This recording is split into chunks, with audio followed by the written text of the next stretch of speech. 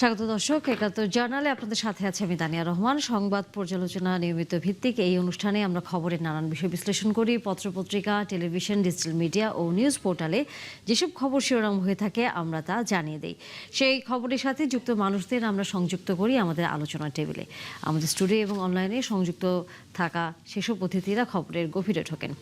আজ আমাদের সাথে স্টুডিওতে আছেন সিনিয়র সাংবাদিক সিরাজুল ইসলাম, অনেক ধন্যবাদ এবং স্বাগত একাত্তর জার্নালে। এবং একই সাথে আছেন বিএনপি দলীয় সংসদ সদস্য মোস্তাফিজুর রহমান বাবুল, আপনাকেও অনেক ধন্যবাদ এবং স্বাগত একাত্তর জার্নালে। এবং অনলাইনে সংযুক্ত হয়েছেন এর মধ্যে আমাদের সাথে জামায়াতে ইসলামের দলীয় সংসদ সদস্য মারদিয়া মমতাজ। আশা করি তাকেও আমরা দেখতে পাবো। আমরা যদি আলোচনা শুরু করি সিরাজুল ইসলাম, সেটি হচ্ছে আমরা জানি যে রাজনীতির আলোচনার আগে যেভাবে পাহাড় ধস হচ্ছে, ভারী বৃষ্টি হচ্ছে এবং একই সাথে সেখানে পাহাড়ে যে মানুষগুলো বসবাস করেন তারা কোনোভাবেই তাদের জায়গা ছেড়ে যেতে চান না, প্রাণের ঝুঁকি থাকার পরেও। এটি আসলে প্রতি বছরেরই একটি চিত্র, কোনোভাবেই আসলে এটি কোনো পরিবর্তন আমরা দেখতে পাচ্ছি না। এবছরও তার ব্যতিক্রম কিন্তু হয়নি। কিন্তু যেটি আসলে জানবার কারণ, যারা শেল্টার হোমে যান তাদের প্রধান বক্তব্যই থাকেন যে আমি যে বাড়িঘরটি রেখে যাচ্ছি সেটা নিরাপত্তা আসলে কে দেবে, কারণ বেশিরভাগ সময় এসে দেখে যে তাদের বাড়িঘরগুলো থাকে না, জায়গা দখল হয়ে যায়, এরকম একটি বিষয়। আর যেই শেল্টার হোমে তারা থাকেন সেখানে সুযোগ সুবিধাগুলো একেবারেই নেই, এর জন্য তারা যেতে চান না, প্রাণের ঝুঁকি নিয়েও তারা থেকে যান। এই বাস্তবতায় আসলে আমাদের কি করলে পরে পরিবর্তন আদৌ আমরা আসলে করতে পারব? ধন্যবাদ আপনাকে তানিয়াপা, ধন্যবাদ সহ আলোচক জনাব মোস্তাফিজুর রহমান বাবুল ভাই, অনলাইনে যিনি যুক্ত আছেন জামাতের এমপি মারদিয়া মমতাজ, এছাড়া দর্শক শ্রোতা সবাইকেই শুভেচ্ছা অভিনন্দন জানাচ্ছি। আমাদের সাথে যারা কলা কুশলীতে রয়েছেন তাদেরকেও শুভেচ্ছা। যে প্রসঙ্গটা আমাদের আজকের আলোচনায় আসলো সেখানে আপনি নিজেই বলে ফেলেছেন যে প্রতি বছরেরই চিত্র এটি, এবং পরবর্তীতে যে সমস্যাটা বলেছেন, দুটো সমস্যা, যে শেল্টারে যে নেওয়া হয় সেখানে যেমন সুযোগ সুবিধা থাকে না, তেমনি যে ঘর বাড়ি ছেড়ে যাবে সেই ঘর বাড়ির নিরাপত্তার নিশ্চয়তা কে দেবে। এই দুটো সংকটই বড় সংকট। এবং যে আশ্রয় কেন্দ্রে নেওয়ার আগে যদি তার বাড়ির ঘর দরজার তার সহায় সম্পত্তি মাল সামানা যা থাকে এইগুলো যদি নিরাপত্তা নিশ্চিত করা যেত, যে বাড়ি ছেড়ে যাচ্ছে যে সেই বাড়িতে যা যা রেখে গিয়েছিল, যদি পাহাড় ধসে বাড়িটা ধ্বংস হয়ে না যায় তাহলে যা যা ছিল তাই যদি সব অক্ষত থাকার গ্যারান্টি থাকতো, তাহলে কিন্তু মানুষ নিরাপত্তা পাওয়ার পরে অবশ্যই শেল্টারে যেত।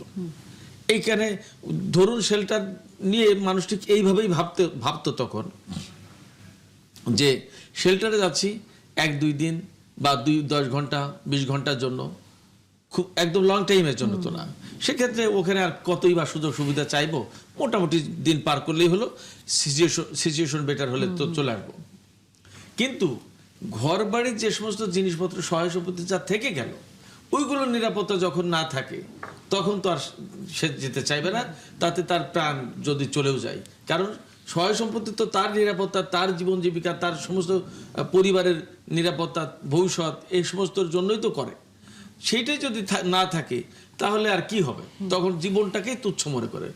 এই যে ঘর বাড়ির নিরাপত্তা, এই জায়গাটা আমাদের বিশেষভাবে নজর দেওয়া দরকার।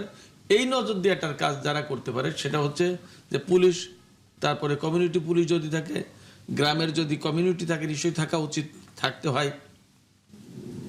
এরপরে পাহাড়ের যেহেতু ব্যাপার, সেখানে সেনাবাহিনীর একটা ব্যাপার আছে, কিন্তু আসলে সেনাবাহিনীর পক্ষে কতজন সদস্য পাহাড়ে নিরাপদ থাকে এবং তারা কতটুকু নিরাপত্তা দিতে পারে। বাট সাকুল্যে যেভাবে হোক এই নিরাপত্তা নিশ্চিত করতে হবে। এই নিরাপত্তা নিশ্চিত না করা গেলে এটা সম্ভব না। এই জায়গাটাই কি করলে ভালো হয় এটা নিয়ে যথেষ্ট নিশ্চয়ই গবেষণা আছে, অথবা গবেষণা করা যায় অবশ্যই। এই জায়গায় আমরা ফিরবো আলোচনা। তবে আমাদের সহকর্মী প্রণবেশ চক্রবর্তী চট্টগ্রাম থেকে যুক্ত হয়েছেন, আমরা তার কাছ থেকে আজকের দিনে সর্বশেষ খবরাখবর আসলে জেনে আসি। প্রণবেশ, সর্বশেষ চট্টগ্রামের এই পাহাড় ধসের খবর যদি আমাদেরকে একটু বলেন আপনি আমাদের।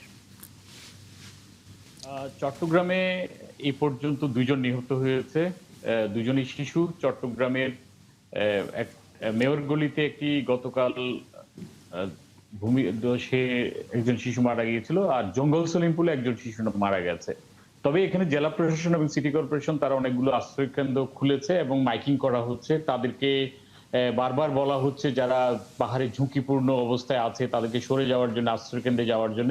এবং সিটি কর্পোরেশনের মেয়র বলেছেন এখানে যারা আসবেন আশ্রয় কেন্দ্রে, লালখান বাজার সিটি কর্পোরেশন আশ্রয় কেন্দ্র খোলা হয়েছে, সেখানে মতিঝর্ণা এটি খুবই ঝুঁকিপূর্ণ এলাকা। এর বাইরে চট্টগ্রাম জেলা প্রশাসনের পক্ষ থেকে আকবর শাহ এলাকা, 1 নং ঝিল, 2 নম্বর ঝিল, এইসব এলাকায় তারা আশ্রয় কেন্দ্র খুলেছে। সেখানে স্কুল এবং মাদ্রাসা যেগুলো আছে সেগুলোকেও আশ্রয় কেন্দ্র হিসেবে ব্যবহার করা হচ্ছে। তবে খুব বেশি যে মানুষ আসছে তা নয়। গতকাল রাত্রে অনেককে নিয়ে আসা হয়েছিল। চট্টগ্রাম জেলা প্রশাসক নিজে খাবার সেখানে ডিস্ট্রিবিউট করেছেন। আর Chattogram city corporation mayor doctor Shahadat Hossain বলেছেন যারা আশ্রয় কেন্দ্রে আসবেন তাদের সকলকেই সিটি কর্পোরেশন শুকনো খাবার, পানি এগুলো দেবে। কিন্তু বাস্তবতা হচ্ছে যারা গরিব মানুষ তারা যতই ঝড় ঝঞ্ঝা পাহাড় ধস থাকুক না কেন সেই সংখ্যাকে তারা মাথায় নেয় না। তারা মনে করে তাদের যে সহায় সম্বল অল্প কিছু আছে সেগুলো যদি তারা ছেড়ে আসে, চোর ডাকাত সেগুলো নিয়ে যাবে, ফলে তারা সেগুলো ছেড়ে আসতে চায় না। এটা হচ্ছে বাস্তবতা। এর আগেও আমরা দেখেছি, যদিও এবছর হয়নি, বিভিন্ন সময় বর্ষার আগে তাদেরকে উচ্ছেদ করা হয়। সেখানে পাহাড়ের এইসব ঝুঁকিপূর্ণ যে বাসস্থান রয়েছে সেগুলো আসলে বিভিন্ন জন ভাড়া দেয় তাদের কাছে, যদিও এগুলো সরকারি, বেশিরভাগ সরকারি জায়গা, ওয়াসা রেলওয়ের জায়গা, রেলওয়ের পাহাড়। তারপরে সেখানে বিভিন্ন জন সেগুলো দখল করে ভাড়া দেয় নিম্ন আয়ের মানুষকে। আর এগুলো নিম্ন আয়ের মানুষ এগুলো ছেড়ে আসতে চায় না। প্রতি বছর বর্ষার আগে দেখা যায় যে সেগুলো উচ্ছেদ করে দেয় এবং মানুষজন এখানে আরেকটা বাস্তবতা হচ্ছে এখানে গ্যাস লাইন, বিদ্যুতের লাইন পর্যন্ত আছে, এগুলো অবৈধ। তারপর কিন্তু সরকারি এই সংস্থানগুলোর এই সংযোগ কিভাবে যায় সেটা কিন্তু একটা প্রশ্ন। আসলে যেতে হচ্ছে এই পাহাড়ে বসবাস করা মানুষদের। ধন্যবাদ প্রণবেশ। দর্শক, এই বিষয়ে সংসদে মাননীয় দুর্যোগ এবং ত্রাণ মন্ত্রী বক্তব্য দিয়েছেন, আমরা তার কথাটি একটু শুনে আসি। চট্টগ্রামে পাহাড়ি ধসে 5 জনের মৃত্যুবরণ হয়েছে, কক্সবাজারে 19 জন, রাঙ্গামাটিতে 1 জন, বান্দরবনে 5 জন। আমরা ইতিমধ্যে এই সমস্ত দুর্গত এলাকায় আশ্রয় কেন্দ্র খুলেছি।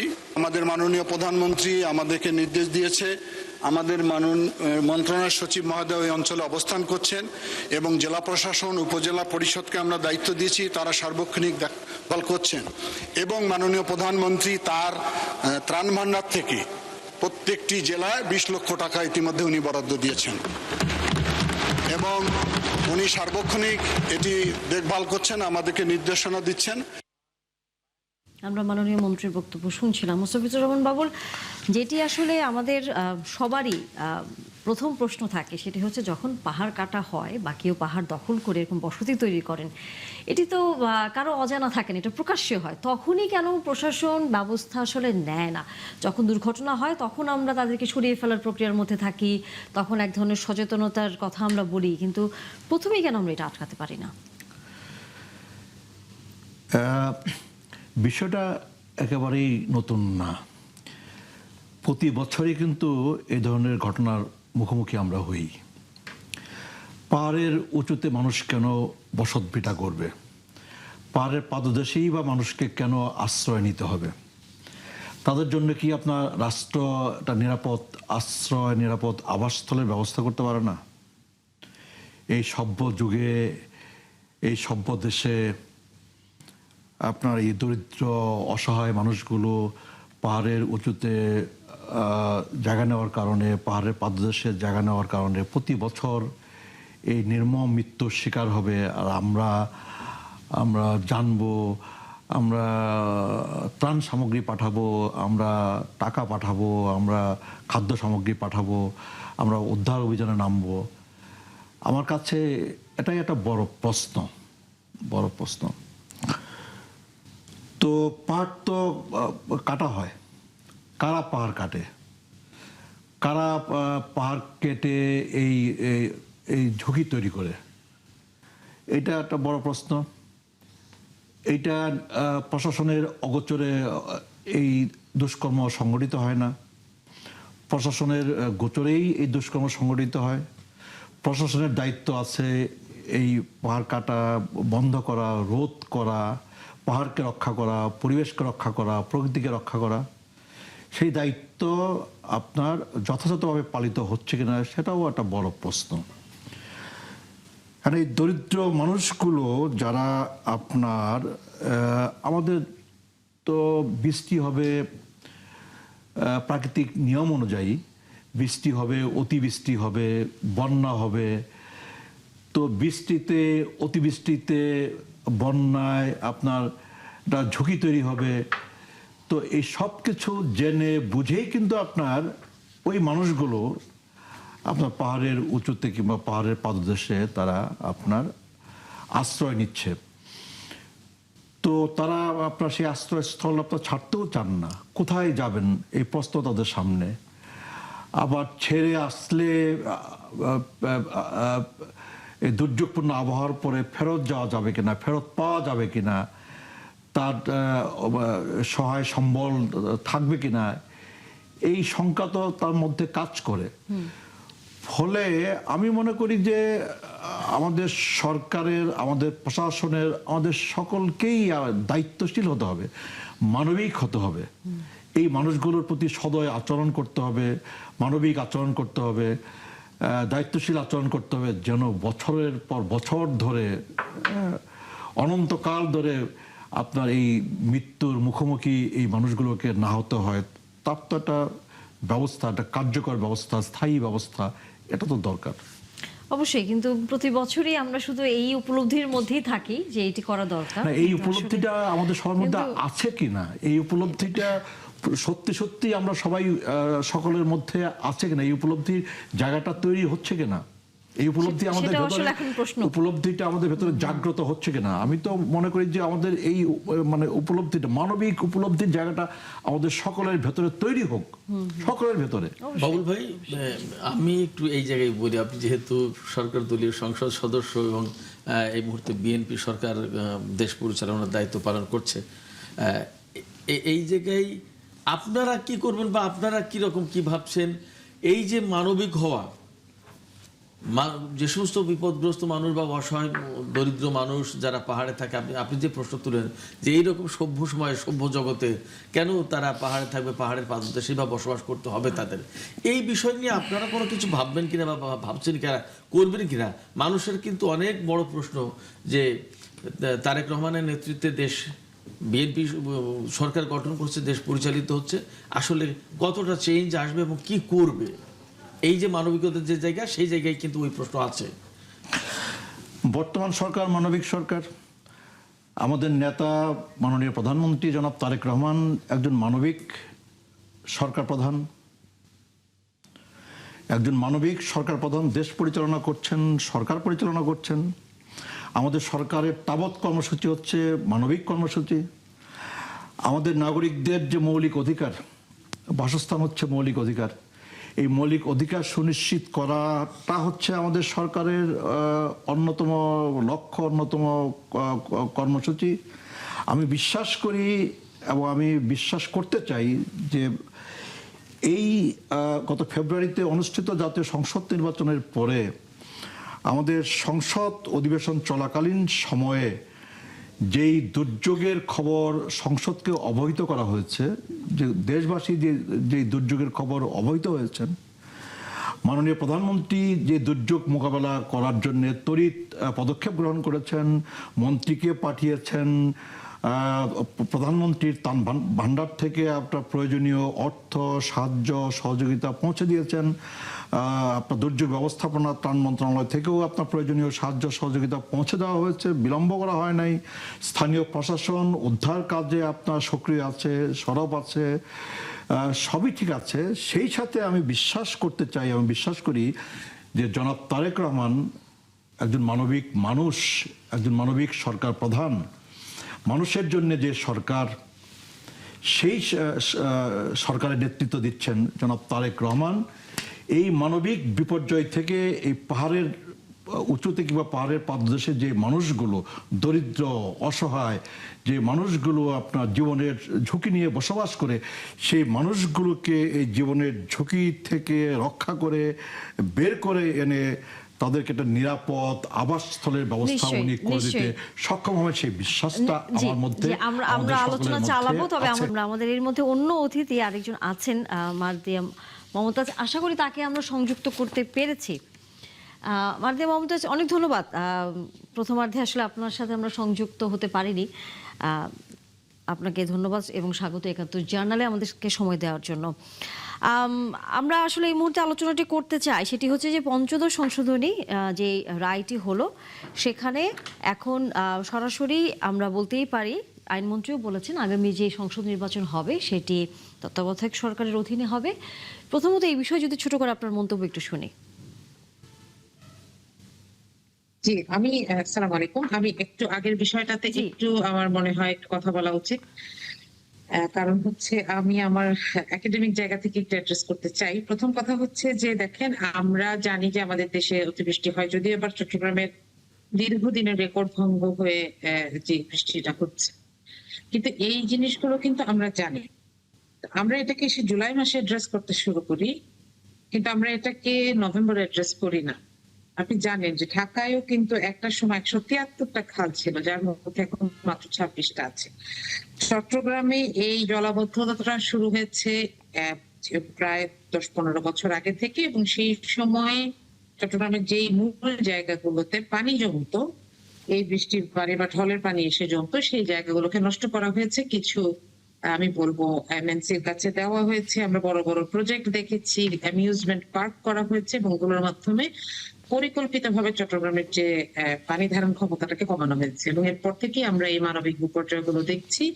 এগুলোকে অ্যাড্রেস করতে হলে আসলে টেকনিক্যালি অ্যাড্রেস করতে হবে। দেখেন, একজন অতিথি প্রশ্ন করছিলেন যে এগুলো যখন দখল করা হয় তখন আমরা কেন কিছু বলি না, এবং আপনার বিশ্বাস করতে কষ্ট হবে যে আমরা যখন একটা আবাসিক বিল্ডিং একটা রেস্টুরেন্ট করি, আমরা যখন একটা খাল দখল করে একটা বাড়ি বানাই, এখানে এইটা যে দেখাশোনা করবে সিটি কর্পোরেশন, এরকম একটা বডি কিতাবে আছে, গোয়ালে নাই। এরকম কোনো মনিটরিং সিস্টেম নাই যে কে আসলে কি করছে। কেউ যদি স্বপ্রণোদিত হয়ে মামলা করে, তবে তার আগ পর্যন্ত কেউই এখানে কোনো মনিটরিং করছে না। তাহলে তো আমাদেরকে এটা মেনে নেওয়া ছাড়া কিছু করার নাই। এটা আমাদের ভবিতব্য ছিল, আমরা এটাকে অর্জন করেছি। আরেকটা ব্যাপারে আমি একটু কথা বলতে চাই যে সরকারের কাজ হচ্ছে যে যেখানে থাকতে চায় তাকে সেখানে নিরাপদ জায়গা করে দেওয়া। আমি নিরাপত্তার জন্য বা সহজ করার জন্য আমি পাহাড়ের জনগোষ্ঠীকে নিচে নামিয়ে নিয়ে আসতে পারবো না, কারণ এটা তাদের হ্যাবিটেট। তাদেরকে আমি এই জায়গাটা, এটা সরকারের উচিত, সে যেখানে থাকতে চায় সেই জায়গাটা তার জন্য নিরাপদ এবং বাসযোগ্য করে দেওয়া। আপনি যেটা বলছিলেন পঞ্চদশ সংশোধনীর যে ব্যাপারগুলো, আমরা দেখলাম যে হাইকোর্টের রায়গুলো সুপ্রিম কোর্টেও রয়ে গেছে। এটাতে আজকে আমরা ব্রিফিং এও দেখছিলাম যে এটাতে আসলে সংসদের উপর এখন সংসদের কোর্টে অনেকখানি ঠেলে দেওয়া হচ্ছে বল, অর্থাৎ সংসদের ক্ষমতাকে আমরা এখন একটু গুরুত্বপূর্ণ জায়গায় দেখতে পাবো।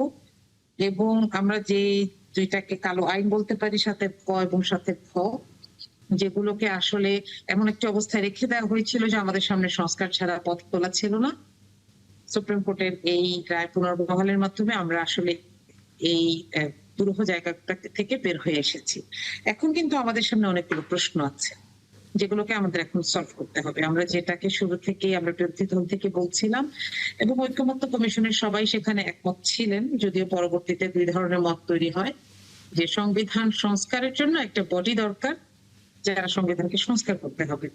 ওই বাধাটা এখন না থাকার কারণে এই যে বাধাটা উঠে গেল, এই জায়গাগুলো যে আনচেঞ্জেবল ছিল, এগুলোকে কিন্তু খুব দ্রুত চেঞ্জ করে ফেলতে হবে, এবং সেই রাইটটা এখন সংসদের আছে। সংসদের সামনে এখন আমি মনে করি যে আমাদের তৃতীয় অধিবেশনে অনেক কাজ, এই কাজগুলোকে দায়িত্বশীলতার সাথে করা, এবং আমাদের দেখেন অনেকগুলো অ্যামেন্ডমেন্ট এখন নিয়ে আসতে হবে। আর সেইটার সাথে সাথে আমাদের যেটা দাবি সেই শুরু থেকেই, যে জুলাই সনদের যে রেকমেন্ডেশন গুলো, সেগুলোকেও আমরা এখানে ইনকর্পোরেট করতে হবে। নইলে দেখেন তত্ত্বাবধায়ক সরকার ব্যবস্থাটা একটা সময় কিন্তু এরকম হয়ে দাঁড়িয়েছিল যে আমরা নিজেরাই দেখছিলাম যে এটার কারণে আমরা 2006 থেকে একটা ডিফিকাল্টি দেখেছি, 2006 থেকে 8, এবং বিভিন্ন ধরনের সংশোধনের মাধ্যমে এমন কিছু বিতর্কিত ব্যবস্থা নেওয়া হয়েছিল, যেটার কারণে তত্ত্বাবধায়ক সরকার সিস্টেমটাই বিতর্কিত হয়ে যাচ্ছিল এবং আমাদের বিচার ব্যবস্থা স্পয়েল হয়ে যাচ্ছে। সেই জায়গাগুলো থেকে আমাদেরকে কারেকশনের জন্য এখন আমাদের সামনে অনেক কাজ আমি বলবো, এবং ইতিহাস থেকে শিক্ষা নিয়েই আমাদেরকে এই কাজগুলো করতে হবে। নিশ্চয়ই মোস্তফা রহমান বাবুল, সেটা হচ্ছে যে এই যে এখন সামনের অধিবেশনের উপর আসলে সবাই তাকিয়ে আছে যে সংশোধনী, এবং একই সাথে আমাদের একজন অতিথি বললেন যে সংবিধান সংশোধনের জন্য এখন একটা কমিটির যে বিষয়টি, সেটি তারা আশা করেন যে সামনে হয়তো সংসদের এই বিষয়টি নিয়ে আলোচনা হবে, এবং জুলাই সনদের বিষয়েও হয়তো আপনারা এবার পদক্ষেপ নেবেন। না, বিএনপির অবস্থানটা তো খুব পরিষ্কার ডে ওয়ান থেকে। যে জুলাই আগস্টে রক্তক্ষয়ী অভ্যুত্থানের পরে দীর্ঘ আলোচনার মধ্য দিয়ে প্রণীত জুলাই সনদ, এই জুলাই সনদে যেসব ইস্যুতে আমরা একমত হয়ে স্বাক্ষর করেছি সেই সব ইস্যুর পরিপূর্ণ বাস্তবায়নে বিএনপি অঙ্গীকারাবদ্ধ। এবং বিএনপি বলেছে যে আমরা অক্ষরে অক্ষরে দাড়ি, আপনার কমা, কোলন সহ আমরা বাস্তবায়িত করবো আর কি। বিএনপি এই জায়গা থেকে বিএনপি কখনই সরবে না আর কি।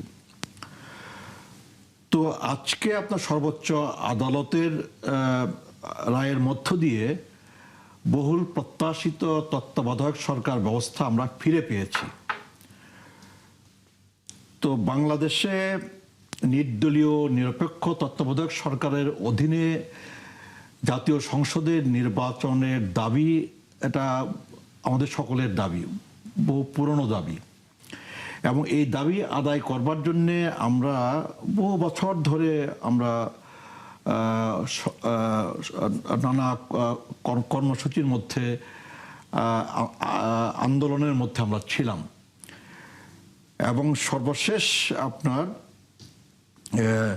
জুলাই আগস্টের পরে যে নতুন পরিস্থিতির মধ্যে আমরা আছি, এই নতুন যাত্রা পথে সর্বোচ্চ আদালতে এই রায়ের মধ্য দিয়ে এই সংসদের সামনে, যে সংসদ গঠিত হয়েছে, যে সংসদ চলমান আছে, এই সংসদের সামনে এখন দায়িত্ব অর্পিত হয়েছে যে জুলাই সনদের আলোকে সর্বোচ্চ আদালতের রায়ের ভিত্তিতে তত্ত্বাবধায়ক সরকার ব্যবস্থা এটাকে সাংবিধানিক রূপ দেওয়া, সংবিধানে সন্নিবেশিত করা এবং আগামী জাতীয় সংসদ নির্বাচন এবং পরবর্তী জাতীয় সংসদ নির্বাচন তত্ত্বাবধায়ক সরকার ব্যবস্থার অধীনে অনুষ্ঠিত করা। তো আমি আশা করি যে সংসদের এই বিগত অধিবেশনে সংবিধানের প্রয়োজনীয় সংশোধনী আনবার জন্যে একটি সংসদীয় কমিটি গঠন করবার প্রস্তাব করা হয়েছে সরকারি দলের পক্ষ থেকে, এবং বিরোধী দলকে অনুরোধ করা হয়েছে সেই কমিটিতে সদস্যদের নামের তালিকা দেওয়ার জন্যে। বিরোধী দল এখন পর্যন্ত সেই কমিটিতে তাদের নামের তালিকা প্রেরণ করে নাই। আমি আশা করি যে সংবিধানের তো আপনার পরিবর্তন আমাদের আনতে হবে। জুলাই সনদের যদি বাস্তবায়ন আমরা চাই, সংবিধানের পরিবর্তন আমাদের আনতে হবে। তত্ত্বাবধায়ক সরকার ব্যবস্থাকে যদি আমরা সাংবিধানিকভাবে প্রতিষ্ঠিত করতে চাই, জুলাই সনদের বাস্তবায়নের জন্য আর তত্ত্বাবধায়ক সরকারকে সাংবিধানিক রূপ দেওয়ার জন্য আমাদের কিন্তু সংবিধানের প্রয়োজনীয় পরিবর্তন এটাকে আমাদের করতেই হবে আর কি। তো আমাদের জামাত দলীয় মাননীয় সংসদ আপনার সদস্য উনি ঠিকই বলেছেন যে আমাদের সংবিধানের আপনার অ্যামেন্ডমেন্ট দরকার, পরিবর্তন দরকার। পরিবর্তনটা কেন দরকার? সংস্কারের জন্য পরিবর্তন দরকার, সংস্কারের জন্য পরিবর্তন দরকার। আর কি দরকার হচ্ছে জুলাই সনদের যে আপনার জুলাই সনদের যে আপনার যে ইস্যুগুলোতে আমরা একমত হয়েছিলাম, সেই ইস্যুগুলোকে সংবিধানে ইনকর্পোরেট করার জন্য আমাদের সংবিধানে প্রয়োজনীয় সংশোধনী আনতে হবে, এবং সংবিধানের সেই প্রয়োজনীয় সংশোধনীগুলো আনবার জন্যেই আমরা এই সংসদীয় কমিটি গঠনের প্রস্তাব দিয়েছি। আমরা এই প্রস্তাব দিয়েছি, আমরা যে সরকারি দল, বিরোধী দল, স্বতন্ত্র সদস্য যারা আছেন সবাইকে নিয়ে এই কমিটি গঠিত হবে। এই কমিটি সংসদের ভেতরে আলোচনা করবে এবং সংসদের বাইরেও কিন্তু এই কমিটি আমাদের সংবিধান বিশেষজ্ঞ যারা আছে, যারা সংসদে নাই, অপর রাজনৈতিক দল, সংগঠন, নানা শ্রেণী পেশার মানুষ, সংবিধান বিশেষজ্ঞ সকলের সাথে আলাপ আলোচনা করে জুলাই সনদের বাস্তবায়ন এবং এই তত্ত্বাবধায়ক সরকার ব্যবস্থার বাস্তবায়ন করে আমরা যেন ভবিষ্যতে আমাদের গণতন্ত্রকে নিষ্কণ্টক করতে পারি, আমাদের অবাধ নিরপেক্ষ নির্বাচন অনুষ্ঠানের পথকে আমরা নিষ্কণ্ঠ করতে পারি, সেই ব্যবস্থা দিয়ে আমাদের যেতে হবে। অবশ্যই। মার্জিয়া মমতাজ, এই যে সংবিধান সংস্কার কমিটির সরকারের পক্ষ থেকে যেটি করা হয়েছে এবং আপনাদের সেখানে এখন নাম দেওয়ার বিষয়টিও বলা হয়েছে, কিন্তু আপনারা সেখানে এখন পর্যন্ত কোনো ধরনের প্রতিক্রিয়া দেখাননি বা নাম দেওয়ার ক্ষেত্রে আপনারা কোনো অগ্রগতি দেখাননি। এবার কি করবেন আপনারা? এখন কি আপনারা আসলে সেখানে সংশোধনী কমিটিতে নাম দেবেন আপনাদের প্রতিনিধিদের? আমার মনে হয় একটা বিষয় একটু ক্লিয়ার করা দরকার, কারণ এতদিন যে জায়গাগুলো ছিল, আমাদের একটাই আপত্তি ছিল যে সংবিধানের যে জায়গাটাতে 350 জন হ্যাঁ বললেও যে জায়গাগুলো পরিবর্তিত হবে না, এই যে 7-এর ক এবং 7-এর খ এর কারণে এটাকে অপরিবর্তিত রেখে কিন্তু 350 জন একমত হলেও এখানে কাজ হচ্ছিল না। সুতরাং আমরা বলেছিলাম এখানে রিফর্ম দরকার, এবং বিএনপির নির্বাচনের 31 দফার প্রথম দফা এই শব্দটাই ব্যবহার করা হয়েছে, সংস্কার। আমরা আসলে জানি না যে এটা কেন আসলে নির্বাচনের পরে তাদের মতামতটা বদলে গেছে এবং তারা সেই গণপরিষদের সদস্য হিসেবে শপথ চিহ্নের নেই। আজকে থেকে কিন্তু সিচুয়েশনটা আলাদা। আজকে থেকে যেটা সিচুয়েশন সেটা হচ্ছে যে এখন সংসদের হাতে সেই ক্ষমতাটা অর্পিত হয়েছে সুপ্রিম কোর্টের এই রায়ের পুনর্বহালের মাধ্যমে, এবং এখন আইন বিচার এবং সংসদ বিষয়ের যে কমিটি, আমার মনে হয় সেটি যথেষ্ট। সেখান থেকে এটার ব্যাপারে এই কাজগুলো করা হতে পারে এবং সেটা সংসদে সলভ করার মতন ব্যাপার। এখন এটার জন্য আলাদা একটা কমিটি করার প্রয়োজনীয়তা আমি বলবো যে আগেও ছিল না, এখনো নাই, কারণ সংসদ সদস্যদের সবার কাজ এটা। আমাদেরকে ওই জায়গাটা শুধু তৈরি করতে হইতো যে আমাদের সেই ইখতিয়ারটা আছে কিনা, যেটা আমরা আগে বলেছিলাম, যেটা নাই রেখে আমরা করতে চেয়েছিলাম, এবং এখন সেটা আইনের মাধ্যমে রায়ের মাধ্যমে হয়ে গেছে। তো এখানে এখন আমার মনে হয় যে এটা আমরা সরাসরি কাজে নেমে করতে পারি, এরকম একটা জায়গায় আমরা এসে উপনীত হয়েছি। এটার জন্য আলাদা একটা কমিটি করার ব্যাপারে আমাদের আপত্তিটা এটাই ছিল যে এটা আসলে কমিটির ইস্যু না। সংবিধানের যেটা রিফর্মের কথা আমরা বলেছিলাম সেটার জন্য সবারই গণপরিষদ হিসেবে, এটা যে কোনো বিপ্লবের পরে, গণ অভ্যুত্থানের পর আপনি দেখবেন আমাদের সংবিধানেই এটা বলা আছে যে গণ অভ্যুত্থানের পরে যখন সংবিধানের এমন কিছু জায়গাকে পরিবর্তন করতে হয় তখন গণপরিষদ সেটাকে করতে হবে। তো যাই হোক, আমাদের মনে হয় যে আমরা ওই জায়গাটা থেকে উত্তরণ হয়ে এই জায়গায় এসে পৌঁছেছি। এখনো এখানে হয়তো একটা আইন বিষয়ক যে স্থায়ী কমিটি আছে তারাই কাজ করতে পারেন। এখানে তো আসলে হয়তো আরো কিছু সংশ্লিষ্টতা বাড়ানো যেতে পারে বিরোধী দল বা অন্য কোনো দলের সাথে, কিন্তু এখানে এখন কাজটা মূলত সংসদের। আচ্ছা, সিরাজুল ইসলাম। আমি এই বিষয়ে আমি মাননীয় সংসদ সদস্য মার্জিয়া মমতাজের কাছে আমি একটু প্রশ্নই করতে চাই যে এই ব্যাপারে যখন কমিটি গঠনের প্রস্তাব এসেছে সেখানে বিরোধী দলের পক্ষ থেকে নাম দিয়ে কমিটি করে আরো একান্তভাবে, ঘনিষ্ঠভাবে, নিবিড়ভাবে পর্যবেক্ষণ করে, আলাপ আলোচনা করে যদি কাজটা সম্পন্ন করা হয় তাতে সমস্যার কোথায়, বা সেটা করলে কি বেশি ভালো না? জি জি, আমি এখানে একটু আমার মনে হয় আরেকটু পরিষ্কার করি। সেটা হচ্ছে যে একটা কমিটি যখন ধরেন একটা কমিটি এই জায়গাগুলো রেডি করবে, যেমন ধরেন সংবিধানের একটা জায়গায় আছে যে সব সরকারি অফিস, আমি একটা উদাহরণ শুধু দিচ্ছি, যে ধারাটাতে আছে যে সকল সরকারি অফিসে হচ্ছে শেখ মুজিবুর রহমানের ছবি থাকতে হবে। এই জায়গাটা কিন্তু আনচেঞ্জেবল ছিল, এটা কমিটি করে কোনোভাবে চেঞ্জ করা যাবে না। আপনি কমিটি করে একটা বিল এনে 350 জন হ্যাঁ বললে ওই জায়গাটা চেঞ্জ করা যেত না। আমরা এটাই বলেছিলাম যে এখানে আমাদের প্রয়োজন হচ্ছে গণপরিষদের সদস্য হিসেবে শপথ নিলে, যে শপথটা সংসদ সদস্যদের শপথের দিনে অনুষ্ঠিত হয়েছে, শপথ নিলে আমাদের পক্ষে সেই পরিবর্তনটা করা সম্ভব হতো। এখন আজকে থেকে ঘটনাটা যেটা, যে আমাদের ওই জায়গাটা কিন্তু এখন আর আনচেঞ্জেবল নাই, 7-এর ক 7-এর খ বাতিল হয়ে যাওয়ার কারণ। এখন কিন্তু আর এখনো কমিটির দরকার নেই আমরা বলছি। আর আসলে আগেও আমরা বলেছি যে আমরা জুলাই সনদকে একটা প্যাকেজ হিসেবে চেয়েছি, এই জন্য কিন্তু আমরা একজন ডেপুটি স্পিকারের প্রস্তাবনা আমাদেরকে দেওয়া হয়েছিল, আমরা এটাকে খুব স্পষ্ট ভাবেই বলেছি যে আমরা জুলাই সনদকে একটা প্যাকেজ হিসেবে দেখতে চাই, either the full thing or not. কারণ এখানে আমি ছোট ছোট করে একটু একটু করে মানবো আর একটু করে মানবো না, জনগণের ম্যান্ডেটের সাথে তো আমি এইটুকু করতে পারি, এভাবে তো কিছু প্ল্যান দেওয়া যায়। যে একই ম্যান্ডেটে আমি আজকে দেখতে পাচ্ছি একজন প্রধানমন্ত্রী, বিএনপি সরকার দল, সেই একই ম্যান্ডেটের সাথে সাথেই তো গণভোটের ম্যান্ডেটটাও চলে আসে। সেই একই ম্যান্ডেটকে আমরা কি করে অস্বীকার করবো?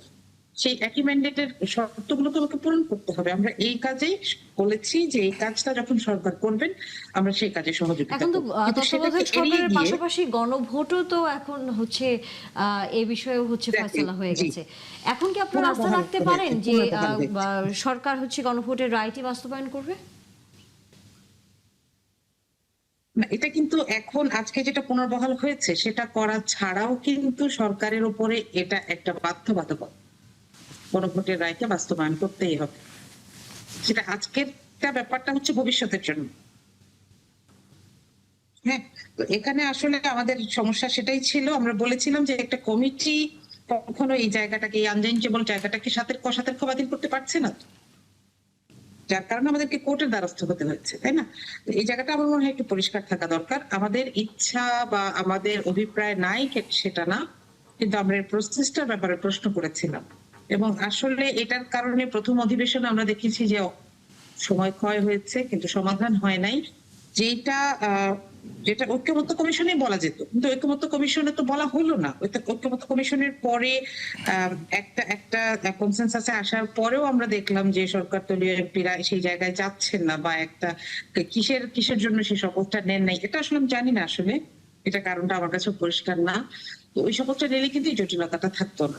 আমাদের কথা হচ্ছে আগেও এখন কি এই শপথটা কমিটি, মানে এখন কি আসলে এই শপথ আপনাদেরকে নিতে হবে কিনা, মানে এটার এখন প্রয়োজন নাই, এটার এখন প্রয়োজন নাই।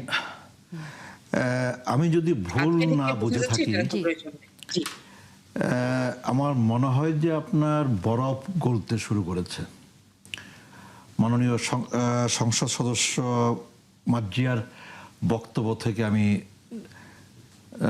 যা বুঝতে পারলাম, সংস্কার পরিষদ গঠনের জায়গা থেকেও ওনারা সর্বোচ্চ আদালতের এই রায়ের পরে সরে এসছেন বলে আমার মনে হচ্ছে আর কি। এটাকে আমি খুবই ইতিবাচকভাবে দেখছি। তো সংবিধান সংশোধনের প্রশ্ন আছে। সংবিধান সংশোধন করবার জন্য, যেমন ধরেন আপনার জাতীয় ঐকমত্য কমিশনের যে রিপোর্ট, সেই রিপোর্টের সর্বসাকল্যে আপনার 84টা সুপারিশ করা হয়েছে। এর মধ্যে আছে আপনার 47টা সুপারিশ আছে সংবিধানের সাথে সম্পর্কিত, আর বাকি 37টা আপনার সুপারিশ, এই 37টা সুপারিশ আপনার অফিস আদেশ, নির্বাহী আদেশ দিয়ে আপনার বাস্তবায়ন করা সম্ভব, এবং ইতিমধ্যে বাস্তবায়িত হয়েছে অথবা বাস্তবায়িত হচ্ছে। এই যে 47টা আপনার সুপারিশ, যে 47টা সুপারিশ বাস্তবায়নের জন্যে সংবিধান পরিবর্তন করতে হবে, এবং সংবিধানের কিছু কিছু মৌলিক জায়গাও পরিবর্তন করতে হবে, এবং সেই মৌলিক জায়গা পরিবর্তন করবার জন্য আবার আপনার গণভোটে আপনাকে যেতে হবে। তো আমাদের আজকে সর্বোচ্চ আদালতে এই রায়ের মধ্য দিয়ে পঞ্চদশ সংশোধনী আপনার পরিপূর্ণভাবে আপনার বাতিল না হলেও পঞ্চদশ সংশোধনীর যে অংশগুলো আপনার আমাদের মৌলিক অধিকারের কিংবা সংসদের সার্বভৌম অধিকারের পরিপন্থী ছিল, সেটাকে কিন্তু সর্বোচ্চ আদালত বাতিল করে দিয়েছে আর কি। এই বাতিল করার মধ্য দিয়ে সংবিধান সংশোধন করবার পর আমরা কিন্তু গণভোট অনুষ্ঠিত করতে পারবো, এবং গণভোটের মধ্য দিয়ে আমরা সংবিধান সংশোধনের ইস্যুগুলোকে সংবিধানে আপনার স্থায়ী একটা ভিত্তি দিতে আমরা সক্ষম হব। আমাদের সর্বোচ্চ আদালত হচ্ছে আমাদের সংবিধানের কেয়ারটেকার, আর সংসদ হচ্ছে আমাদের সার্বভৌম সংসদ। তো সর্বোচ্চ আদালত আজকে সংবিধান প্রশ্নে তাদের রায় আপনার ঘোষণা করেছে।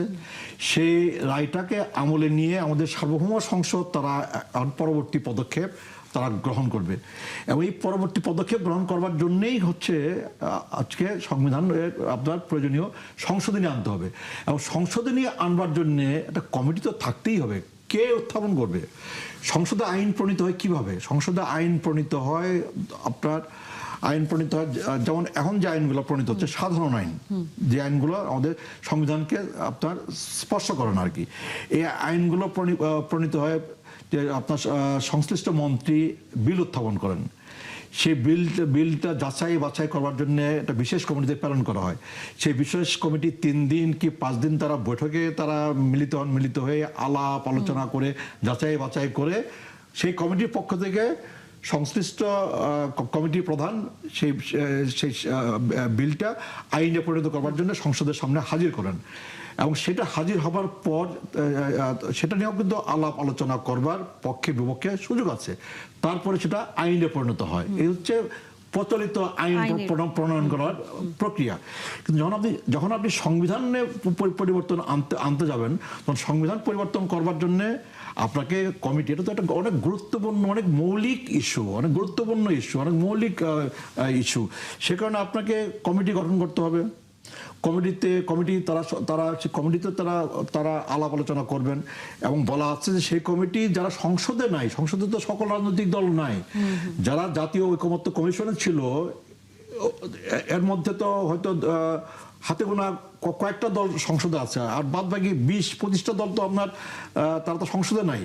কাজেই সংসদ আজকে সার্বভৌম সংসদের পক্ষ থেকে সংবিধান সংশোধন করবার জন্য যে কমিটি গঠনের প্রস্তাব সরকারি দলের পক্ষ থেকে করা হয়েছে, সেই কমিটি কিন্তু সংসদের বাইরে অপর রাজনৈতিক দল যারা সংসদের ভেতরে নাই তাদের সাথে কিন্তু আলাপ আলোচনা তারা করবে এবং এর বাইরেও সমাজের নানা শ্রেণী পেশার মানুষ তাদের সাথে আলোচনা করবে এবং সংবিধান বিশেষজ্ঞ, আইনজ্ঞ যারা সংবিধানে কন্ট্রিবিউট করার যোগ্যতা রাখে, মেধা রাখে, প্রজ্ঞা রাখে, তাদের সাথে কিন্তু আলাপ আলোচনা করে সেই কমিটি বিস্তারিত আলাপ আলোচনা শেষ করে সেই কমিটি সংবিধান সংশোধন করবার জন্য প্রয়োজনীয় সুপারিশমালা সংসদের অনুমোদনের জন্য তারা বিল আকারে, প্রস্তাব আকারে উত্থাপন করবেন এবং তাদের সেই উত্থাপিত যে প্রস্তাব, সেই প্রস্তাবের উপর সংসদের সকল সদস্য, উনার এবং আমাদের সকলেরই কিন্তু আলাপ আলোচনায় অংশগ্রহণ করবার, শরীক হবার সুযোগ তৈরি হবে।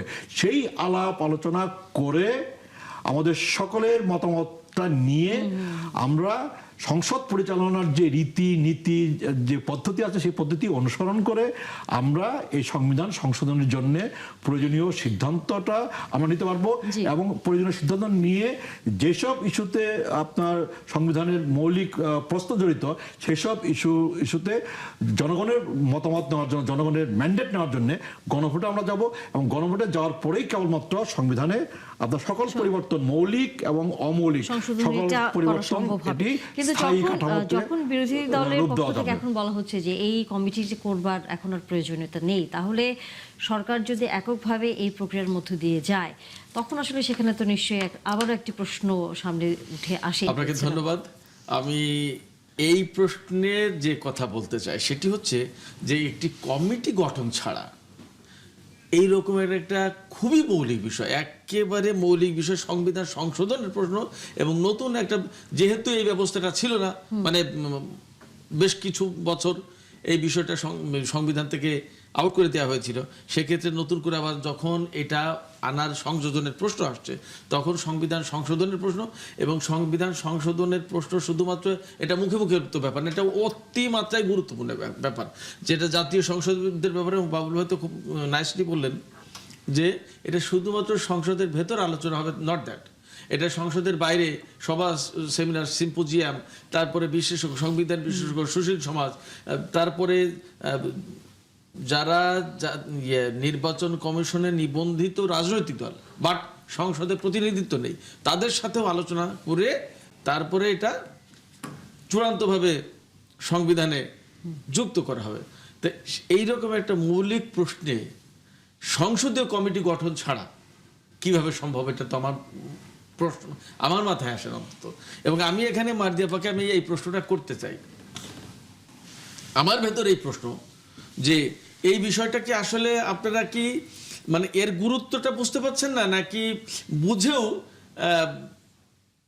মানে ওই জুলাই সনদ নিয়ে আপনাদের যে অভিযোগ, সেই অভিযোগের আওতায় ফেলে দিয়ে বিএনপিকে কোনো না কোনোভাবে আপনারা চাপে ফেলতে যাচ্ছেন, বা সংবিধান সংশোধনের মতো একটা গুরুত্বপূর্ণ বিষয়কে আপনারা অন্যভাবে দেখছেন, যে কথা বলছেন যে আপনারা এই জায়গায় কমিটি গঠনের প্রয়োজনীয়তা অনুভব করছেন না, আসলে কোনটা?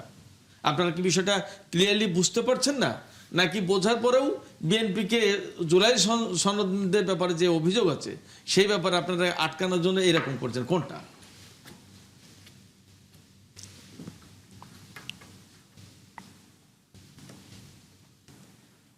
মার্দিয়া মমতাজ, আপনি কি শুনতে পেয়েছেন? জি জি, আমি কথা বলবো এখন। জি, যে আমার মনে হয় কমিটির কথাটা বলে আসলে এখানে আমরা ডিস্ট্রাক্ট করে ফেলছি জায়গাটা। বিষয়টা ছিল, সিচুয়েশন দুটো সম্পূর্ণভাবে আলাদা। আগে সংসদ সদস্যদের যেটা কর্তব্য ছিল গণপরিষদের সদস্য হিসেবে শপথ নেওয়া, সেটাকে অ্যাভয়েড করে একটা কমিটির মাধ্যমে মানুষকে দেখানো যে আমাদের চেষ্টা আছে, সেটা এক কথা। আর এখন যেটা, সেটা তো ডিউ প্রসেসে হবে। তখন এটা কর্তব্যকে অস্বীকার করে এটা একটা দেখনদারি কাজ ছিল। আর এখন যেটা আসবে, যেহেতু আমাদের সামনে সাংবিধানিক জটিলতাটা নাই, তাহলে এখন যেটা আসবে সেটা তো ডিউ প্রসেসে হবে। এবং এখানে তো কারোর কোনো আপত্তি নাই। সংসদীয় কমিটি হবে, সেটাকে বাছাই কমিটিতে প্রেরণ করা হবে, যদি প্রয়োজন হয় জনমত যাচাইয়ের জন্য পাঠানো হবে। এগুলো তো ডিউ প্রসেস, এগুলো কোনো জায়গায় তো আমাদের কোনো আপত্তিও নাই। আমরা তো বলছি যে এটার জন্য স্পেশাল কমিটির হয়তো দরকার ছিল, দরকার আগে যেটা বলা হয়েছিল সেটার ব্যাপারে আমাদের আপত্তি ছিল। এটাকে নিয়ে আসলে এভাবে কথা বলার আমি যৌক্তিকতা খুঁজে পাচ্ছি না। বরং এখানে একটা বিষয়, শেষের কথাটা যিনি বলেছেন যে যে জুলাই সনদের ব্যাপারে তো আটকানোর কিছু নাই, বিএনপি তো আটকে আছে। আসলে জুলাই সনদকে অক্ষরে অক্ষরে পালন করা হবে বলার পরেও এখনো এটার ব্যাপারে কোনো ধরনের কোনো প্রসেস নাই। সেক্ষেত্রে আমি বলবো যে এখানে আটকে না থেকে এই প্রসেসটা শুরু করে দেওয়া উচিত। আমরা কি সামনে দেখতে পাবো আপনারা এই প্রক্রিয়ার মধ্য দিয়ে যাচ্ছেন জুলাই সনদ বাস্তবায়ন? না, ডিউ প্রসেসটা কিভাবে সম্পন্ন হবে? ডিউ প্রসেসটা সম্পন্ন করার জন্যই এটা সংসদীয় সংবিধান সংশোধন কমিটি এটা করতে হবে। সেই কমিটি বললাম যে ভেতরে বাইরে আলাপ আলোচনা শেষ করে সংসদের সামনে প্রস্তাব উত্থাপন করবে, সংসদ সেটা বিবেচনা করবে, প্রয়োজনে তর্ক বিতর্কে লিপ্ত হবে এবং তর্ক বিতর্ক করে চূড়ান্ত পর্যন্ত ভোটাভুটি হবে। চূড়ান্ত পর্যায়ে সংসদের মতামত নিয়ে সংসদের আপনার ভোট নিয়ে আমি বিশ্বাস করি যে যেহেতু জুলাই আগস্টে রক্তক্ষয়ী অভ্যুত্থানের পরে এই সংসদ গঠিত হয়েছে এবং যেহেতু এই সংসদে আমরা যারা সরকারি দলে আছি, যারা বিরোধী দলে আছি, আমরা সবাই জুলাই সনদের যে মূল চেতনা, সেই চেতনাটাকে আমরা ধারণ করি, সেই চেতনাটাকে আমরা রক্ষা করি এবং জুলাই সনদে যেসব ইস্যুতে আমরা একমত হয়েছি সেসব ইস্যুর আমরা পরিপূর্ণ বাস্তবায়ন চাই। আমি আশা করি এবং আমি বিশ্বাস করি যে আমরা এবং বিরোধী দল আমরা সবাই মিলে এই সংবিধানের আমরা এই যে পরিবর্তন, জুলাই সনদের একমতের জায়গাগুলোতে যে পরিবর্তন আনবার কথা, সেই পরিবর্তনগুলো আমরা আনবো এবং সবাই আমরা একমত হয়েই আগামীতে সংসদের মাধ্যমে এই প্রয়োজনীয় সংশোধনীগুলো আমরা আনবো। এবং আপনার এই যে চাপে ফেলার রাজনীতি, আপনার মানে দোষ চাপানোর রাজনীতি, দায় চাপানোর রাজনীতি, এই রাজনীতি থেকে আমাদেরকে বের হয়ে আসতে হবে। এখন আপনার রাজনীতি করতে হবে ইতিবাচকভাবে, গঠনমূলকভাবে। এই সংসদের কাছে মানুষ নোংরামি আশা করে না। এই সংসদের কাছে মানুষ ওই পুরনো যে সংসদীয় রাজনীতির যে পুরনো ধারা, সেই ধারা থেকে মানুষ এই সংসদ বেরোয় আসবে, বেরোয় এসে একটা নতুন ধারা বাংলাদেশের সংসদীয় রাজনীতির ইতিহাসে তৈরি করবে, এটা কিন্তু বাংলাদেশের মানুষ আশা করে। এবং সেই কারণেই আমরা যেমন সংসদে একটা গৃহপালিত বিরোধী দল দেখতে চাই না, এটা যেমন ঠিক, আমরা চাই সংসদে একটা কার্যকর বিরোধী দল, একটা গঠনমূলক বিরোধী দল, একটা ইতিবাচক বিরোধী দল, এটা আমরা দেখতে চাই। আবার আমরা সংসদের ভেতরে আমরা সরকারি দলও আমরা আমাদের 2/3 মেজরিটি আছে, এ কারণেই আমরা একটা দায়িত্বহীন আচরণ করব, আমরা জোর জবরদস্তিমূলক আচরণ করব, সেটাও কিন্তু দেশবাসী আশা করে না এবং সেই আচরণটা আমরা করি না, সেই আচরণটা আমরা করবো না। আমরা সরকারি দল দায়িত্বশীল আচরণ করছি, দায়িত্বশীল আচরণ করব এবং একই সাথে আমরা আশা করি যে বিরোধী দল তারাও দায়িত্বশীল আচরণ করছেন এবং দায়িত্বশীল আচরণ তারা করবেন এবং আমাদের সকলের দায়িত্বশীল আচরণের মধ্য দিয়ে আমরা এই যে একটা বড় ইস্যু আমাদের জাতির জন্য, আমাদের গণতন্ত্রের জন্য, আমাদের সংবিধানের জন্য এই যে একটা বড় ইস্যুর মুখোমুখি আমরা হয়েছি, এই ইস্যুটার নিষ্পত্তি আমরা করব সবাই মিলে দায়িত্বশীল আচরণ, দায়িত্বশীল ভূমিকা পালন করার মধ্য দিয়ে। আমি বিশ্বাস করি যে সংসদের ভেতরে বাইরে তারা যাই বলুক না কেন, তারা আলটিমেটলি জনগণের স্বার্থে দায়িত্বশীল ভূমিকা পালন করবেন। অবশ্যই। সিরাজুল ইসলাম, আপনি যদি এখানে কোনো কিছু যুক্ত করার থাকে। আমি এখানে প্রথম কথা যেটা বলতে চেয়েছিলাম, শেষে আমি সেই কথা বলি যে এই যে সংবিধানে যে পরিবর্তন আনার যে প্রক্রিয়াটা হাইকোর্টের রায়ের ভেতর দিয়ে আসলো, এটাকে আসলে আমরা সাধুবাদ জানাই এবং অত্যন্ত ইতিবাচক একটা বিষয় রায় হলো। এটাই বাংলাদেশের মানুষের কাছে বহুদিন ধরে প্রত্যাশা ছিল এবং এই বিষয়টা নিয়ে অনেক আন্দোলন, অনেক বাদ প্রতিবাদ, অনেক কিছু হয়েছে। কিন্তু ব্যাপারটা এরকম ছিল, আমি যখন কলেজে যখন পড়ি তখন এরশাদের সরকার ছিল। তো এরশাদের সরকারের সময় আমি কলেজের মোটামুটি রাজনৈতিকভাবে কলেজ জীবনে খানিকটাই সক্রিয় ছিলাম। অন্তত খুব ভালোভাবে বুঝতাম যে তার এরশাদের সরকারের সংসদে তার সরকারে কি কি হচ্ছে কি হচ্ছে না।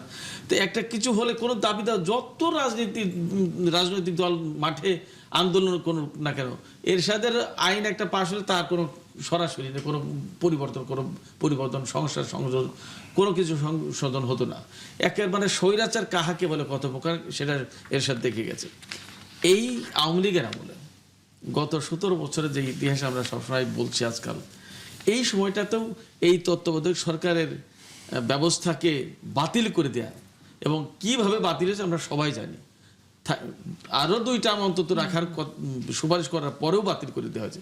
সেই জায়গায় সে এত আন্দোলন, এত সংগ্রাম, এত জীবন রক্তক্ষয়, এত কিছু, এরপরে যখন এটা এসছে, এটাকে আমরা সাধুবাদ জানাই। আমার মনে হয় যে পুরো জাতি আনন্দিত আজকে, এবং এটা এখন সুন্দরভাবে সংবিধানের সাথে সন্নিবেশিত হোক, যুক্ত হোক, এবং সংবিধান সেইভাবে পরিবর্তিত হোক, এবং এখানে বিএনপি বিরোধী দল, সংসদের বিরোধী দল, তারা তাদের ভূমিকাটা পালন করুক।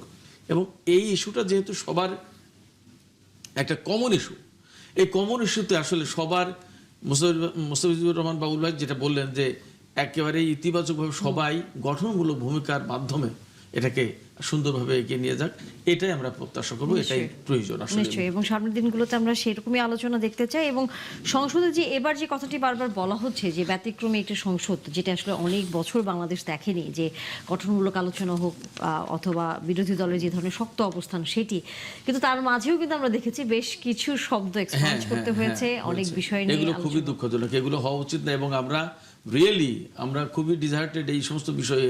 আমরা যখনই সংসদে এরকম কোনো ভাষা ব্যবহার করা হচ্ছে, আচরণ করা হচ্ছে বা অ্যাটিটিউড শো করা হচ্ছে, তখন আমরা কিন্তু এই কথাই একান্তে হোক, আলোচনার টেবিলে হোক, টক শোতে হোক বা লেখালেখির মাধ্যমে হোক, আমরা এই কথাই বলছি বা বলতে বাধ্য হই যে এই সংসদ এই আচরণ, এই কথা, এই অ্যাটিটিউড তো আমরা দেখতে চাই না। এটা তো কথা ছিল না। এটা অনেক রক্তক্ষয়, অনেক প্রাণের বিনিময়ে, অনেক বড় আন্দোলন সংগ্রামের পরে আজকের এই সংসদের কাছে মানুষের প্রত্যাশা, সব জায়গায় যেখানে কথা হয়েছে যে সংস্কার চায়, সর্বক্ষেত্রে সংস্কার। তো সংসদের যারা গেছেন, যারা জাতির প্রতিনিধিত্ব করছেন, তাদের আচরণ, তাদের কথায়, তাদের ওঠা বসায়, চাল চলনে, তাদের এজেন্ডাতে, তাদের অ্যাটিটিউডে, সব জায়গায় সংস্কার দেখতে চাই। অবশ্যই আমরা আসলে সেই প্রত্যাশা রাখি। মার্জিয়া মমতাজ, আমরা একেবারে শেষের দিকে চলে এসেছি, আপনার যদি কিছু যুক্ত করার থাকে। জি, আপনি যেটা বলছিলেন, আমরা ইতিমধ্যে চেষ্টা করছি যে বিরোধী দল হিসেবে হোক, একজন সংসদ সদস্য হিসেবে আমরা যেন আমাদের জায়গার কাজগুলো করতে পারি। আমার মনে হয় এর মধ্যে দেশবাসী দেখেছেন যে আমরা বাজেট অধিবেশনে অত্যন্ত সক্রিয় ভূমিকা রেখেছি, এবং এমন কিছু জায়গায় সরকারের পক্ষ থেকেও আমাদের সেগুলোকে সাধুবাদ জানানোর সাথে সাথে আমাদের বেশ কিছু দাবি জনস্বার্থে মেনে নেওয়ার প্রসেসিং আমরা দেখেছি। তো আমি বলবো যে এক্ষেত্রে আমাদের ভূমিকা কখনোই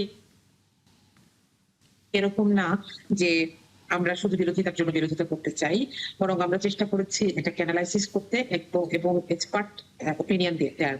তো এক্ষেত্রে আমাদেরও মানসিকতা এটা থাকবে যে দেখেন, এই সংসদে প্রায় 80% উপরে সংসদ সদস্য হচ্ছেন যারা প্রথমবারের মতো সংসদ সদস্য। এবং এখানে এমন কিছু সিস্টেম আমরা দেখছি যে যেগুলো সবকিছু তো আর লেখা থাকে না, অলিখিত নিয়ম বরং বেশি। এগুলোর সাথে অভ্যস্ত হওয়া এবং এই যে মাঠের রাজনীতি থেকে এসে আমরা দীর্ঘদিন একটা সুস্থ সংসদীয় গণতন্ত্র দেখিনি আসলে। সেই জায়গায় নিজেদেরকে নিজেরা শেখাতে হচ্ছে যে এরকম একদল থেকে আরেক দল শিখছেন। এবং আমি বলবো যে এই যে কিছু দুঃখজনক ঘটনার কথা যিনি বলছিলেন সেটার সাথে আমি একমত, যে এবং এটা সব সরকার দলের পক্ষেও এরকম ঘটনা হয়েছে এবং অনেক সময় দেখা গেছে যে আমরা আপিল করার আগেই স্পিকার নিজে থেকেই সেগুলোকে স্পঞ্জ করে দিয়েছেন। তো সবকিছু মিলে আমরা আসলে কেউই পেছনে ফিরে যেতে চাই না, পেছনে তাকাতে চাই। নিশ্চয়ই। পেছনের এই জিনিসটাকে মনে রেখে সামনে যেতে চাই। কথা বলার সুযোগ আছে? আমি একটুখানি বলি, মার্জিয়া আপাকে সহই বলি।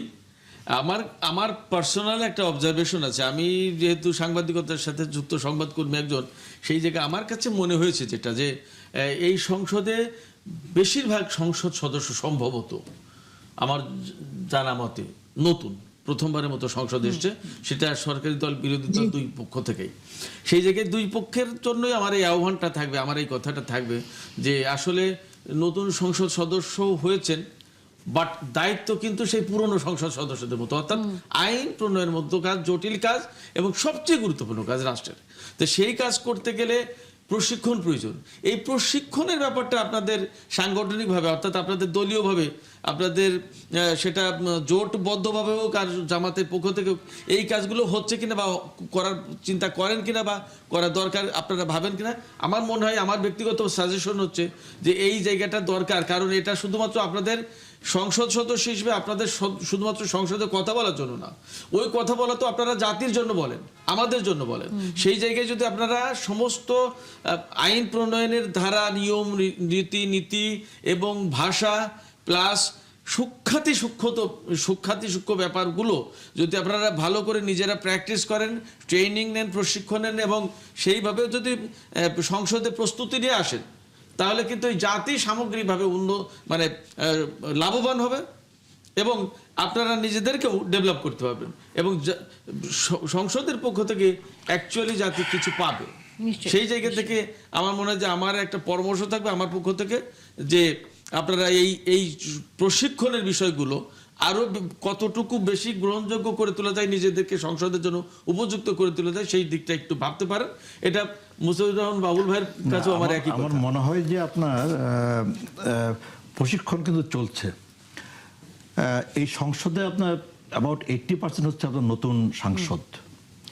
প্রথমবারের মতো আমরা আপনার এই সংসদ সদস্য হিসাবে সংসদীয় কার্যক্রমে আমরা যুক্ত হয়েছি। ফলে একদম দক্ষ, যোগ্য, অভিজ্ঞ পার্লামেন্টারিয়ান হওয়ার জন্য তো কিছু সময় তো দিতেই হবে। অবশ্যই। আবার নিজেদেরকেও আবার চেষ্টা করতে হবে একজন দক্ষ, যোগ্য পার্লামেন্টারিয়ান হিসেবে গড়ে ওঠার জন্য আর কি। আর আমাদের সংসদ সচিবালয়, আমাদের মাননীয় স্পিকার, মাননীয় ডেপুটি স্পিকার, ওনারা কিন্তু খুব দক্ষতার সাথে, যোগ্যতার সাথে সংসদ পরিচালনা করছেন। তো সংসদীয় কার্যক্রমে আপনার যে এক্সপান্স করার একটা বক্তব্য এক্সপান্স করা, একটা ভাষা আপনার গত ত্রুটি কিংবা একটা শব্দগত ত্রুটি এক্সপান্স করার রেওয়াজ কিন্তু এটা সংসদীয় রেওয়াজ। সেটা সব সংসদেই ছিল, এই সংসদেও আছে। আবার আপনার সংসদে আপনার হ্যাঁ বলবেন, সংসদে না বলবেন, সংসদে কখনো ওয়াক আউট করবেন। এই সংসদে গত বোধহয় 4-5 মাসে বোধহয় একবার ওয়াক আউটের ঘটনা ঘটেছে। হ্যাঁ, তো ফলে এই সবকিছু নিয়েই কিন্তু আপনার সংসদীয় কার্যক্রম, হতাশ হওয়ার কিছু নাই। বরং আমি বলবো যে 80% বেশি নতুন সংসদ সদস্য নিয়ে যে সংসদ, এই সংসদ সদস্যরা আমি মনে করি যে তারা ইতিমধ্যে অনেক যোগ্যতা এবং দক্ষতার এবং মেধার সাক্ষ্য রাখতে সক্ষম হয়েছেন। আপনি আশা করি যে আপনি আশাহত হবেন না। না, আমি আশাহত হব না, কিন্তু এমন কিছু ঘটনা দেখা গেছে যে আসলে সেই জায়গায় ওই রকম হওয়াটা উচিত ছিল উচিত ছিল না। যেটি স্পিকারের আমরা পক্ষ থেকে হ্যাঁ, সংশোধন করা আমরা উচিত। আসলে যেটি যে দেখব- মন্ত্রীকে সম্বোধন করা দরকার তাকে না করে আরেকজন মন্ত্রীকে জি। করছেন, এমন ঘটনাও ঘটেছে। সেক্ষেত্রে নিশ্চয়ই এই বিষয়গুলো প্রশিক্ষণের কোনো সামনে বিকল্প নেই, যতদিন এটা যাবে দরকার। তখন হয়তো এই বিষয়গুলো আর চোখে পড়বে না। আমরা সাধারণ মানুষ হিসেবে সেটি প্রত্যাশা রাখি। দেমা মুমতাজ, অনেক ধন্যবাদ যুক্ত হয়েছিলেন। আগামীতে আবারও নিশ্চয়ই আপনার সাথে আমাদের কথা হবে। আমরা এবার একটু দেশের বাইরের খবর নিয়ে আলোচনা করতে চাই এবং সেটি স্বাভাবিকভাবেই মার্কিন যুক্তরাষ্ট্র এবং ইরানের যে যুদ্ধ আবারও শুরু হলো সে খবর। আপনি তো আছেন আমাদের সাথে সিরাজুল ইসলাম বিশেষজ্ঞ হিসেবে, তবে আমাদের আরেকজন যুক্ত হয়েছেন অতিথি, তার কাছেও আমরা একটু যেতে চাই। লেফটেন্যান্ট জেনারেল অবসরপ্রাপ্ত মোহাম্মদ কামরুজ্জামান, নিরাপত্তা বিশ্লেষক। আশা করি আপনাকে আমরা শুনতে পাচ্ছি। অনেক ধন্যবাদ মোহাম্মদ কামরুজ্জামান, যুক্ত হয়েছেন আপনি আমাদের সাথে এবং সময় দিয়েছেন। ইরানে আবার হামলা এবং যুক্তরাষ্ট্রে আমরা দেখছি যে 170টি 2 রাতে যদি স্থাপনার কথা আমরা বলি, সেটি হচ্ছে মধ্যপ্রাচ্যের মার্কিন ঘাঁটিকে লক্ষ্য করে ইরান হচ্ছে তার এক ধরনের প্রতিবাদ আবারও জানিয়েছে। শেষ পর্যন্ত যে আশঙ্কা বারবারই সবাই কম বেশি করেছে যে যতই যুদ্ধবিরতির কথা বলা হোক, চুক্তির কথা বলা হোক, আসলে এই যুদ্ধটি শেষ হবে না, এটি দীর্ঘায়িত হবে।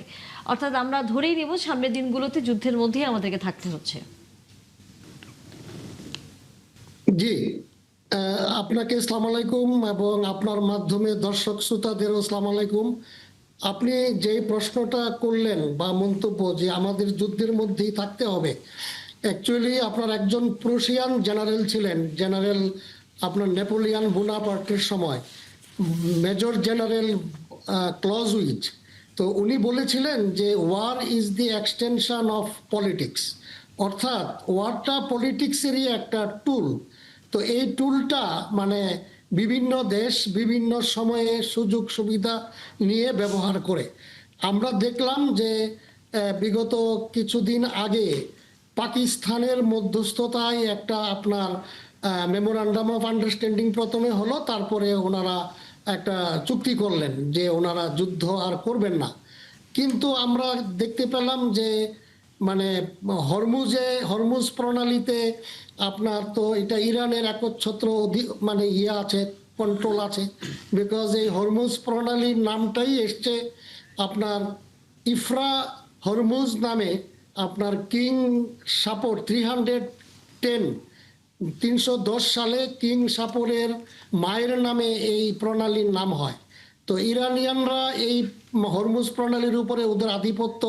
তো হরমুজ প্রণালীতে শিপের উপরে আপনার মানে এরা আক্রমণ করেছে। এই অজুহাতে ইউনাইটেড স্টেটস অফ আমেরিকা বিগত 2 দিন আপনি যেটা বললেন প্রায় 150টার উপরে বিভিন্ন জায়গায় তারা আক্রমণ চালিয়েছে। এই আক্রমণগুলো ড্রোন এবং বিমানের মাধ্যমে। তো এরই রিটালিয়েশন হিসাবে ইরান, আপনি জানেন যে ইরান এবং মধ্যপ্রাচ্য এটা আমেরিকার সেন্ট্রাল কমান্ডের আন্ডারে, এবং সেন্ট্রাল কমান্ডের হেডকোয়ার্টারটা হলো আমেরিকার একটা অঙ্গরাজ্য আছে ফ্লোরিডা, এই ফ্লোরিডাতে। তো এই সেন্টকমের বিভিন্ন আপনার স্থাপনা আছে মধ্যপ্রাচ্যের দেশগুলো। তো এর মধ্যে আমরা দেখলাম যে বাহরাইন এবং সাথে আপনার কাতার, কুয়েত, এই সমস্ত দেশগুলোতে আমেরিকার স্থাপনার উপরে ইরানিয়ানরা একটা রিটালিয়েশন প্রতিশোধ হিসাবে ওরাও আক্রমণ চালিয়েছে। তো এটা তো চলতে থাকবে মনে হচ্ছে। সিরাজুল ইসলাম, যেহেতু চলতে থাকবে বলে আপনিও হয়তো বা একই রকমই মত দেবেন, তাহলে সামনের দিনগুলোতে যে তৃতীয় বিশ্বযুদ্ধের এক ধরনের আশঙ্কার কথা বারবার বলা হচ্ছে, সেদিকে কি শেষ পর্যন্ত যাবে বিশ্ব? তৃতীয় বিশ্বযুদ্ধের দিকে যাবে কিনা সেটা বলা মুশকিল, তবে আশঙ্কা তো একটা আছে। কারণ হচ্ছে যে ইরানের সাথে, যেহেতু আমি সবসময় বলি, আমি খুব বেশি জোর দিয়েই বলি যে ইরান, চীন এবং রাশিয়া যেহেতু একটা বলয়, এবং এখানে ইরানের সাথে রাশিয়ার এবং ইরানের সাথে চীনের যেহেতু 25 বছর মেয়াদী কৌশলগত চুক্তি আছে, এবং এই চুক্তির ভিতরে ডেফিনেটলি সেখানে নিরাপত্তা এবং সামরিক বিষয়ক অনেকগুলো দফা আছে। তাহলে এখনো যদি সেই পর্যায়ে না গিয়ে থাকে, কিন্তু ভবিষ্যতে যাবে না তা তবে নিশ্চয়তা দেওয়া যাচ্ছে না। ফলে এই মধ্যপ্রাচ্য বা ইরানের সাথে ইসরায়েল এবং আমেরিকার যে যুদ্ধ হচ্ছে, সেই যুদ্ধের সাথে কিন্তু একটা আন্তর্জাতিকতার একটা সম্পর্ক আছেই। অ্যাট লাস্ট যে কারণে তৃতীয় বিশ্বযুদ্ধ হতে পারে সেটা হচ্ছে এই যে ইরানে চীন এবং রাশিয়ার যে স্বার্থ লুকায়িত, সেই স্বার্থ তাদেরকে রক্ষা করতেই হবে। কেমন? সেই স্বার্থ রক্ষা করতে হলে হয়তো সময়ের প্রয়োজনে তাদেরকে এই যুদ্ধে জড়িয়ে পড়তে হতে পারে। কিরকম? ধরুন মধ্যপ্রাচ্য যদি ইরানের বর্তমান যে শাসন ব্যবস্থা, যে রকম সরকার ব্যবস্থা, এই রকম স্বাধীন সার্বভৌম এবং মার্কিন বিরোধী সরকার ব্যবস্থা যদি ইরানে না থাকে, তাহলে তার মানে দাঁড়াচ্ছে ইরান এবং গোটা মধ্যপ্রাচ্য আমেরিকার করতলগত হয়ে যাবে। যখনই এরকম হবে, তখন চীনকে অনেক কিছু শর্ত শরায়ত পালন করে, আমেরিকার অনেক শর্ত মেনে মধ্যপ্রাচ্য থেকে তেল গ্যাস নিতে হবে। তখন চীনের মধ্যপ্রাচ্যে এখন যে অ্যাক্সেস আছে, এই অ্যাক্সেস থাকবে না। তাহলে চীনের ভীষণ রকমের সংকট পড়ে যাবে, চীনের অর্থনীতি মার খাবে। ভেনিজুয়েলার থেকে অনেক বড় সংকট তৈরি হয়েছে, এখন যদি ইরানও চলে যায় তাহলে কিন্তু চীনের আর কোনো পথ থাকে না, উপায় থাকে না। একই সাথে রাশিয়ার ব্যাপারটাও একই রকমের। সেই জায়গা থেকে যখন আমেরিকায় এইরকম পরিস্থিতি যদি তৈরি করে, যে যখন যে পরিস্থিতির কারণে চীনের এবং রাশিয়ার স্বার্থ আর রক্ষিত হচ্ছে না মধ্যপ্রাচ্যে, দেন তারা এই যুদ্ধে জড়িয়ে যেতে পারে। সেক্ষেত্রে যখনই তারা জড়িয়ে যাবে, তৃতীয় বিশ্ব অবধারিত, তৃতীয় বিশ্বযুদ্ধ। মুস্তাফিজুর রহমান বাবু, না, আমি আপনার তৃতীয় বিশ্বযুদ্ধের আশঙ্কা আমি করি না। আপনি খুবই আশাবাদী মানুষ। করি না এ কারণেই, আপনার তৃতীয় বিশ্বযুদ্ধে তো আপনি বাঁচবেন না, আমি বাঁচবো না, রাশিয়ানরা বাঁচবে না, চাইনিজরা বাঁচবে না, আমেরিকানরা বাঁচবে না, কেউ বাঁচবে না। ফলে যেহেতু যে যুদ্ধে কারোরই আপনার বিজয়ী হওয়ার কোনো সম্ভাবনা নাই এবং যে যুদ্ধে কেউ বেঁচে থাকবেন না, ফলে সেই যুদ্ধের আশঙ্কা আমি করি না। তবে আমি আমি খুব আশা করেছিলাম যে যুদ্ধটা বোধহয় থেমে গেল। কেন আশা করি? আশা করি এ কারণে, এই যুদ্ধ আমাদেরকে সংকটে ফেলে, বাংলাদেশের মতো দেশ, গোটা বিশ্বকে সংকটে ফেলে। আপনার এই ইরান আমেরিকা এই যুদ্ধ শুরু হওয়ার পরে সারা বিশ্বে আপনার জ্বালানি তেলের আপনার যে সংকট তৈরি হয়েছিল, জ্বালানি তেলের মূল্য বৃদ্ধি, সেটা আমেরিকাকে স্পর্শ করেছে, ইউরোপকে স্পর্শ করেছে, আমাদের এই অঞ্চলকে স্পর্শ করেছে, বাংলাদেশকেও দারুণভাবে স্পর্শ করেছে। কি লম্বা লম্বা লাইন আমরা দেখেছি, আমরা প্রত্যক্ষ করেছি। আমরা আশা করেছিলাম যে সেই সংকটকাল থেকে পৃথিবী, সেই সংকটকাল থেকে এই অঞ্চল, বাংলাদেশ আমরা বের হয়ে আসতে পারলাম, যে কারণে আপনার আন্তর্জাতিক বাজারে তেলের দাম কিন্তু পড়ে গেল, অলমোস্ট হাফ হয়ে গেল আর কি আন্তর্জাতিক বাজারে তেলের দাম। তো আবার গতকাল থেকে যেটা শুরু হয়েছে, যে যুদ্ধবিরতি চুক্তি, সেই চুক্তি বোধহয় গতকাল কি সেই চুক্তির মেয়াদ শেষ নাকি? না, চুক্তির মেয়াদ শেষ হয় নাই। তার মানে সেই চুক্তিটাকে বাতিল করে দিয়ে, নাকচ করে দিয়ে আবার হামলা শুরু হয়েছে। এই হামলার মধ্য দিয়ে আবার সেই পুরনো পরিস্থিতি আমেরিকা এবং ইরানের মধ্যকার সেই পুরনো পরিস্থিতি, এবং সেই পরিস্থিতি তো মধ্যপ্রাচ্যকে আপনার স্পর্শ করে, আপনার কুয়েতকে স্পর্শ করে, কাতারকে স্পর্শ করে, বাহরাইনকে স্পর্শ করে, আপনার হরমুজ প্রণালীকে স্পর্শ করে, তেলের বাজারকে স্পর্শ করে, আলটিমেটলি সারা বিশ্বকে স্পর্শ করে। তো সেই শঙ্কার মধ্যে আমি আছি আর কি। তবে আমি আশা করি যে শুভবুদ্ধির উদয় হবে, আপনার যাদের উদয় হওয়া দরকার, এবং আমি আশা নিয়ে আপনার এই অনুষ্ঠান থেকে বিদায় নিতে চাই। জি, অবশ্যই। আমরা আসলে এই যুদ্ধ আপনার কারোর জন্যই মঙ্গল বয়ে আনবে না। যুদ্ধ কেবল ধ্বংসকে ডেকে নিয়ে আসবে, যুদ্ধ কেবল সংকটকে ডেকে নিয়ে আসবে। এটা আপনার বাড়িতে, আমার বাড়িতে, আপনার ঘরে, আমার ঘরে। কাজে সংকট থেকে বিশ্বকে রক্ষা করার জন্য, পরিত্রাণ দেওয়ার জন্য আমার মনে হয় যুদ্ধ পরিস্থিতি থেকে বের হয়ে আসাটা দায়িত্বশীল রাষ্ট্রনায়কদের জন্য খুবই জরুরি, খুবই জরুরি, খুবই জরুরি। আমরা সেই প্রত্যাশায় থাকতে চাই, তাদের শুভ বুদ্ধির উদয় হবে। দর্শক ছিল অবসরপ্রাপ্ত মোহাম্মদ কামরুজ্জামান, অনেক ধন্যবাদ আপনাকে যুক্ত হয়েছিলেন। আজকে আসলে সময় খুবই কম, তেমন একটি কথা বলার সুযোগ হলো না। সিরাজুল ইসলাম, আপনাকেও ধন্যবাদ। মুস্তাফিজুর রহমান বাবুল, আপনাকেও ধন্যবাদ। আগামীতে নিশ্চয়ই কথা হবে। দর্শক, আপনারাও সাথে ছিলেন, তার জন্য ধন্যবাদ। দেখা হবে আবার।